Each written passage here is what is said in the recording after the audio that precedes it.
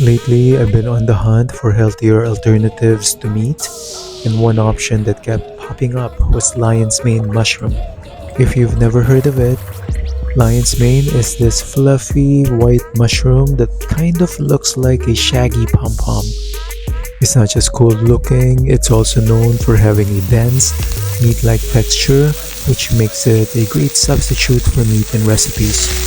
Plus, it's packed with nutrients and has some potential brain boosting benefits, which is pretty awesome. So, when I stumbled upon a fresh batch of lion's mane mushrooms at an Asian store, I didn't think twice. I grabbed one. It was a little pricey, but I was too curious to pass it up. I figured, let's see if it lives up to the hype. To prepare it, I kept things super simple.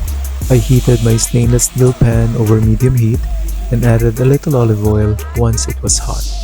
Then I threw in slices of the mushroom and used my burger press to flatten them out a bit. Here's the trick. As it starts releasing liquid, you want to scoop that out to keep the pan dry. That way, the mushroom browns nicely, just like meat would. After flipping it a couple of times and letting each side cook for a few minutes, I ended up with these beautiful golden brown slices.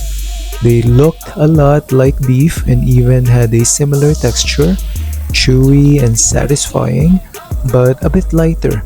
I gave it a taste and wow, it was good. I'm definitely going to use lion's mane mushrooms more in the future. They're versatile, delicious, and a great way to switch things up in the kitchen. Hopefully, they become more popular so we can start seeing them in major grocery stores. It would be great if they were more accessible and maybe a little less expensive.